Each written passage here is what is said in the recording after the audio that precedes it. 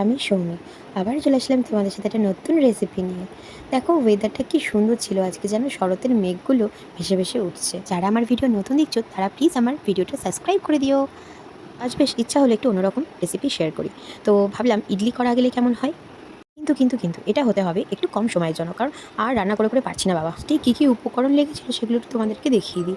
চিড়ে, সুজি, মেথি, দই আর ওটস, আর অল্প পরিমাণ নুন। আর এগুলো মোটামুটি 1 ঘন্টা আগে ভিজিয়ে রাখলেই ভালো হয়। তো ওরকম ভিজিয়ে রেখেছিলাম, তারপর একটা ব্যাটার তৈরি করেছি। এই ব্যাটারটাতে আমি পরিমাণ মতো নুন দিয়েছি আর ইনো অ্যাড করেছি এতে। এরপর ইডলির ক্যানটা একটু গরম হতে দিয়ে তারপর ওপর দিয়ে অয়েল ব্রাশ করে দেবো। তারপর এক এক করে অল্প অল্প পরিমাণ ওই যে ব্যাটারটা ছিল বানিয়েছিলাম ইডলির, তো ওটা দিয়ে দিতে হবে। এরপর ঢাকাটা দিয়ে দাও, বাস একটু হতে টাইম দাও। এদিকে আমি সসটা বানিয়ে নিই। 2টো টমেটো নিয়েছি, একটা কাঁচা লঙ্কা, অল্প পরিমাণ রসুন, পেঁয়াজ, আদা, এগুলোকে ভালোভাবে একটু তেলের মধ্যে দিয়ে নাড়িয়ে নিতে হবে। একটু নরম হয়ে আসলে সেগুলোকে হালকা ঠান্ডা করে মিক্সিতে দিয়ে দিতে হবে। তার মধ্যে দেবো নুন পরিমাণ মতো, চিনি আর একটু লেবুর রস। সাউথ ইন্ডিয়ান খাবার বানাচ্ছি আর সেটা টক হবে না, সেটা তো হতেই পারে না, তাই না? তো যাই হোক, এটা ভালোভাবে মিক্সিতে মিক্স করে নেব।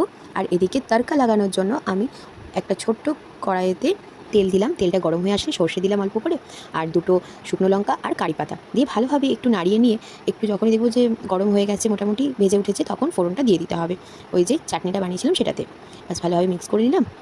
ব্যাস রেডি আমাদের ইডলির চাটনি। এদিকে ইডলিও রেডি, আবার চাটনিও রেডি। সো চলো লেটস ট্রাই ইট। আর এই গ্রিন চাটনিটার ভিডিও নেক্সট পরে দিয়ে দেবো।